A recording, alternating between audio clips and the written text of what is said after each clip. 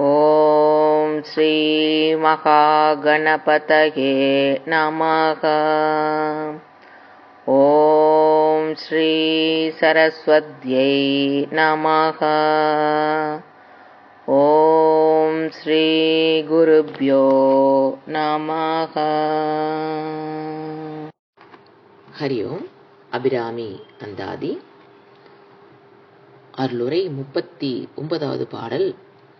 என் குறையே நின் குறை இல்லை. ஆளுகை குந்தன் அடி தாமரைகள் உண்டு அதற்கன்பால் மீளுகை குந்தன் விழியின் கடையுண்டு மேலிவற்றின் மூலுகைக்கென் குறையின் குறையே அன்று முப்புறங்கள் மாளுகை கம்பு தொடுத்த வில்லான் பங்கில் வாழ்நுதலே. அழுகைக்கு என்றால் ஆட்சிக்கு, மீழ்கைக்கு என்றால் மீள்வதற்கு, மாளுகைக்கு என்றால் அழிவதற்கு, பங்கில் என்றால் பாகத்தில். முப்பரங்களை வில் அம்பு இன்றி தன் சிரிப்பாலேயே எரிய செய்த முக்கன் ஈசனின் இடபாகத்தை வாழ்விடமாக கொண்டுள்ள ஒளிமிக்க நெற்றியுடைய அபிராமியே, உன் அடியவனாகும் பேறு பெற உன்னுடைய மங்கள திருவடி தாமரைகள் துணையாக உள்ளன. எவனிடம் போகாமல் மீள்வதற்கு துணையாகும் திருவிழியின் அருள் கடாட்சம் உள்ளது. இவை இரண்டும் எனக்கு அருளும் அபிராமி அன்னையாக நீ இருந்தும் உன் திருவடி பேற்றுக்கும் கடைக்கண் பார்வைக்கும் ஆளாகாமல் இருந்தது என் குறையே தவிர உன் குறையே அன்று. அபிராமி அன்னையின் திருவடி நினைந்து வணங்கி அவள் திருவிழி கண்டு போற்றினாலே போதும். எம பயமும் வராது, வேறு எக்குறையும் வராது. இதை செய்ய காசு பணமோ சிரமமோ உடலை வருத்தும் தவவிரதமோ தேவையில்லை. அபிராமி அன்னை தன் திரு அடி மலரில் நினைப்பும் அவள் அருள் விழியை நோக்குவதும் செய்தாலே போதும். அம்மை அனைத்து நலன்களையும் ஒரு சேர தருவாள். அதனால் அபிராமி அன்னை திருவடியை தொழுவோம், அருள்விழி பார்வைக்கு ஆளாவோம் என்பதே இந்த அருள் பாடலின் பொதுவான கருத்து. 40வது பாடல். முன்னைய புண்ணியத்தினுடைய பயன் என்ன?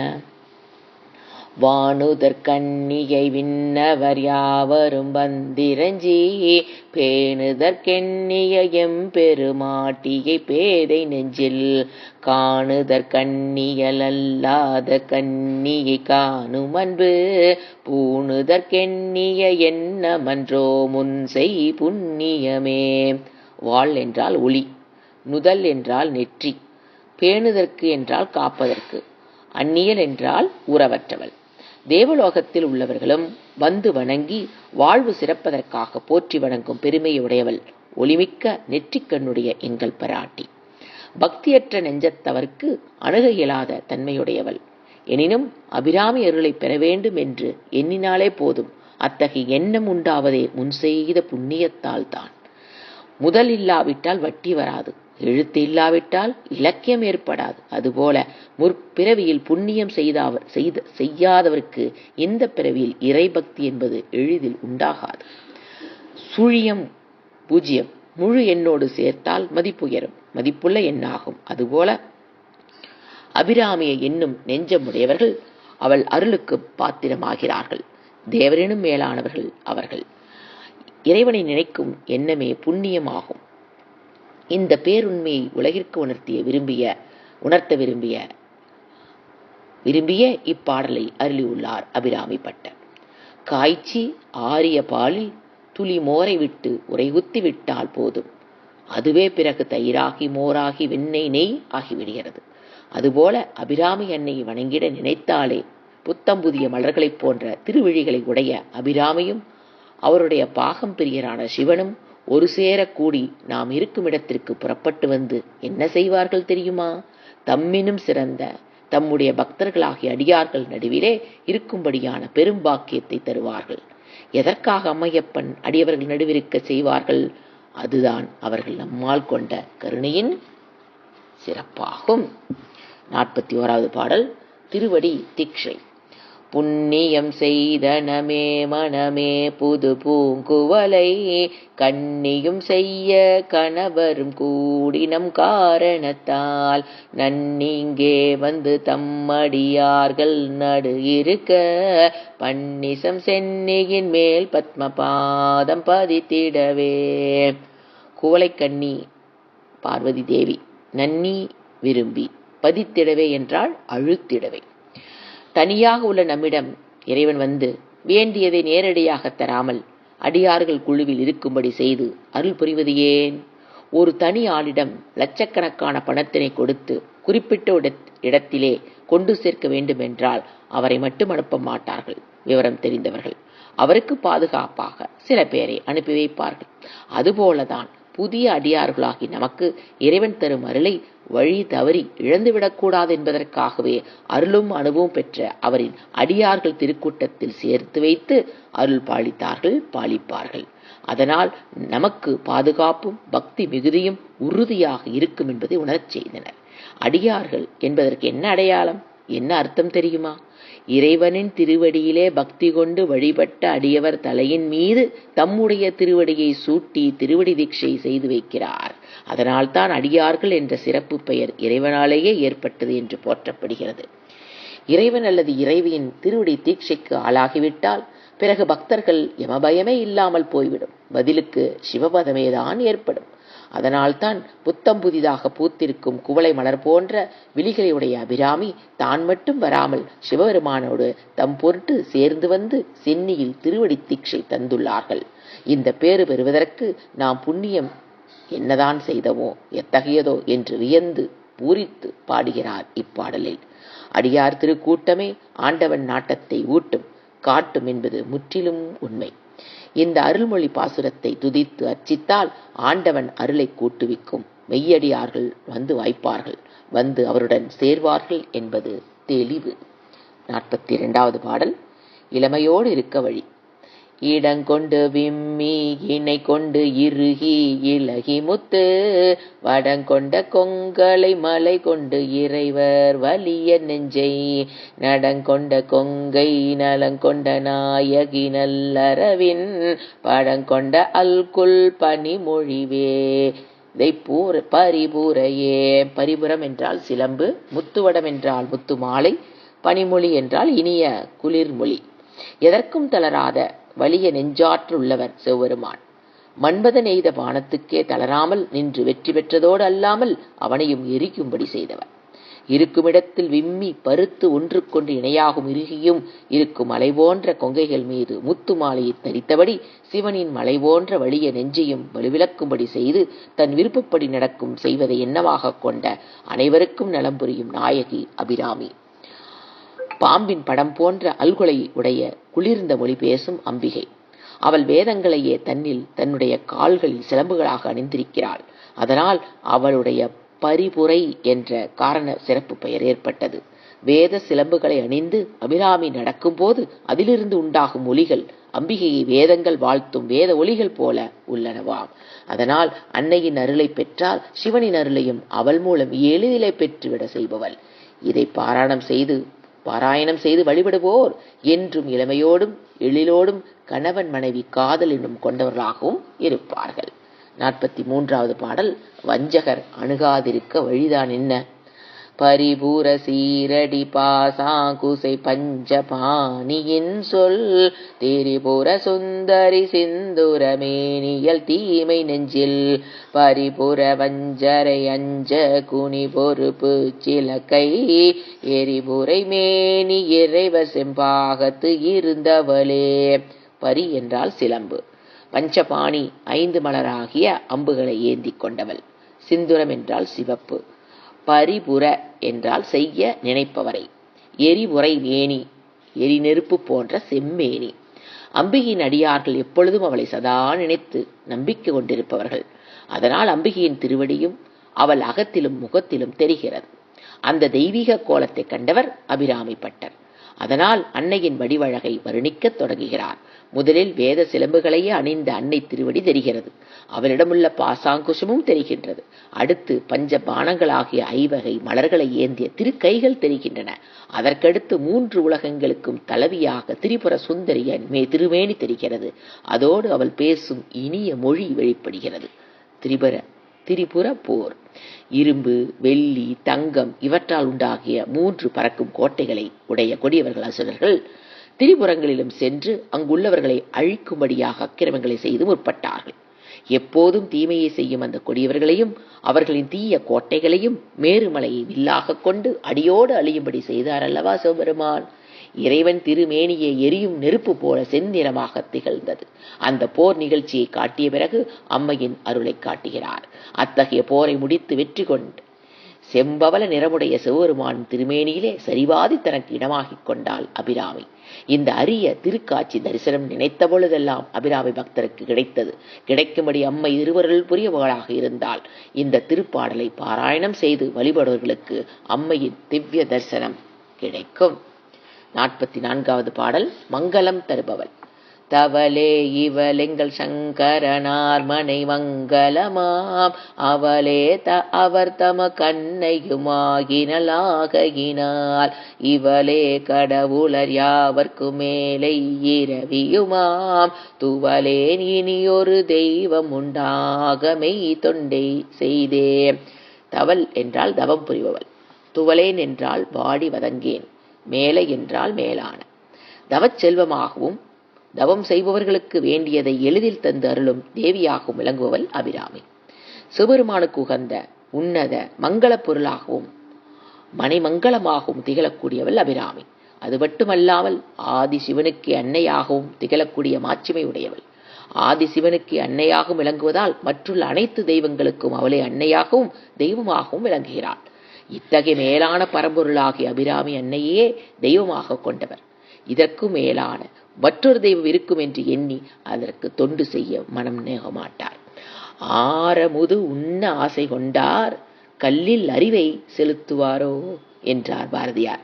நம்முடைய முன் செய்த தவப்பயனால் ஒப்பும் உயர்வும் இல்லாத அபிராமையே வழிபடும் தெய்வமாக பெற்றிருக்கும்படியால் வேறொரு தெய்வத்தை நினைப்பாரோ? அப்படி நினைக்கத்தான் வருமோ? அதனால் அந்த அருள் பாடலை மனதில் பதித்துக் கொண்டு துதிப்பவருக்கு யாவரினும் மேலான தெய்வம் அபிராமிதான் என்ற உறுதியும் பக்தியும் உண்டாகும்.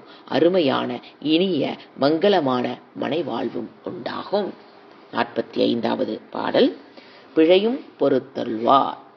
தொண்டு செய்யாது நின் பாதம் தொழாது துணிந்து செய்யே, பண்டு செய்தார் உளரோ இளரோ அப்பரிசடியேன், கண்டு செய்தால் அது கைதவமோ அன்றி செய்தவமோ, மிண்டு செய்தாலும் பொறுக்கை நன்றே பின் வெறுக்கை என்றே. அப்பரிசு என்றால் அதன்படியே, கைதவம் என்றால் வஞ்சகம், மிண்டு செய்தல் என்றது மாறுபாடாக செய்தல், வெறுக்கை என்பது வெறுத்தல். அடியார்களிலே சிலர் பக்தி வழிபாடு, அர்ச்சனை, கோயில் வழிபாடு முதலியன செய்யாமல் சும்மாவே இருக்கிறார்களே, ஏன்? அது மட்டுமல்லாமல் பக்தி வழிபாடு உன் பாதம் தொழாமல் சம்பிரதாயங்கள் எதற்கும் உட்படாமல் தன் மனம் போல செய்கிறார்களே, அது ஏன்? அவ்வாறு செய்வது நல்லதா அல்லதா? அப்படி செய்வதை அம்மை ஏற்றுக்கொள்வாளா என ஐயப்பாடு ஒரு நாள் அபிராமி பட்டர் உள்ளத்தில் உண்டாகிவிட்டது. அதற்கு உரிய விடையை தெளிவாக பெற முடியாமல் நிலை தடுமாறினார். செய்வது அறியாமல் மயங்கினார். அவர் தம் மயக்கமும் திகைப்பும் தீர என்ன வழி என்று தீவிரமாக சிந்தித்தார்.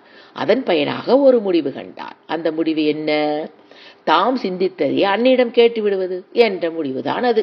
அதன்படி அன்னையை நோக்கி அடுக்கடுக்காக கேள்விகளை கேட்கத் தொடங்கினார். அம்மா, தாயே, இரவு பகலாக உனக்கு எப்பொழுதும் தொண்டு செய்யாமலும் உன்னை தொழுது வணங்காமலும் தம் விருப்பப்படியே பக்தி செய்தவர்கள் முன்பு இருந்தார்களோ இல்லையோ எனக்கு தெரியாது. ஆனால் அவர்கள் செய்த பக்தி முறையை யானும் கண்டறிந்து அவ்வாறு செய்தால் அது மெய்த்தவமாகுமா அல்லது ஆகாதா? அது ஏற்றுக்கொள்ளப்படுமா அல்லது ஏற்றுக்கொள்ளப்பட மாட்டாதா என்ற தடுமாற்ற நினைப்பு எப்படியோ வந்துவிட்டது. இதற்கு சரியான வழிகாட்டுவது உன் கடமையே அபிராமி என்றார். ஆனால் ஒன்று மட்டும் எனக்கு உறுதியாக தெரியும். அதாவது உனக்கு அடியவர்களானவர்கள் தெரிந்தோ தெரியாமலோ தகாத காரியத்தை செய்துவிட்டால் அல்லது செய்ய நேர்ந்து விட்டால் அதற்காக அவர்களை வெறுத்து ஒதுக்குவதோ வீணர் ஆக்கும்படியோ விட்டுவிடுவது உனக்கு உரிதன்று. பிழை செய்தவரையும் பொறுத்து ஏற்று பிழையற்ற நல்லவர்களாக செய்வதுதான் உன் குணம், அருள். அவ்வாறு பொறுத்து கொள்வதுதான் உனக்கு உரிய உன்னதமான நன்னயமான நற்செயலாகும். குற்றங்கள் செய்வது குழந்தைகள் இயல்பு. அந்த குற்றங்களை பொறுத்து மன்னித்து ஏற்பதுதானே அன்னையின் கடமை.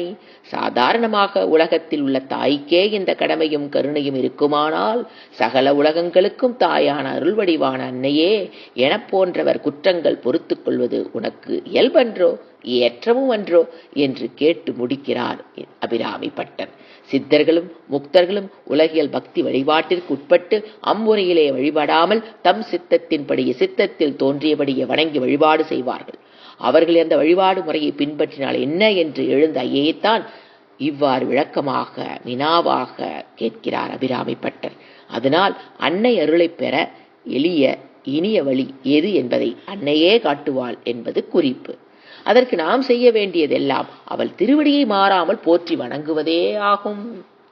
மறவாதிருக்க வழி. 46வது பாடல். வெறுக்கும் தகைமைகள் செய்யினும் தம்மடியாரை மிக்கோர் பொறுக்கும் தகைமை புதியதன்றே புது நஞ்சை உண்டு கருக்கும் திருமிடற்றானிட பாகம் கலந்த பொன்னே மறுக்கும் தகைமைகள் செய்யினும் யான் உன்னை வாழ்த்துவனே. மிக்கோர் என்றால் மேலானவர்கள், தகைமை என்றால் தன்மை, மிடறு என்றால் கழுத்து, மறுக்கும் செயல் என்றால் ஏற்காத செயல்கள். தாயார் வெறுக்கும்படியான செயல்களை குழந்தைகள் செய்தாலும் பெற்றவள் சற்று சினமடைவாள், வெறுப்பும் அடைவாள். அதனால் அவர்களை கண்டிக்கும் செய்வாள், அதோடல்லாமல் தண்டிக்கவும் கூட செய்வாள். ஆனால் அதற்காக பிள்ளைகளை வேண்டாம் என்று ஒதுக்கி தள்ளிவிடுவாளா என்ன, அல்லது மறந்து விடுவாளா என்ன? வெறுக்குமாறு செய்யும் குழந்தைகளை தாயார் கண்டிப்பதும் தண்டிப்பதும் அவர்கள் துன்புற வேண்டும், துடிக்க வேண்டும் என்பதற்காக அல்ல, அவர்கள் இனிமேல் வெறுக்கும்படியான செயல்களை செய்யாமல் விரும்பும்படியாக காரியங்களை செய்ய வேண்டும் என்று அக்கறையினால் தான். நோயாளிக்கு கசப்பான மருந்தையும் வேதனை தரும்படியான அறுவை சிகிச்சையும் செய்வது துன்பப்பட வேண்டும் என்று எண்ணத்தினால் அன்று. அது போன்றதுதான் குழந்தையை தாயார் கண்டிப்பதும்.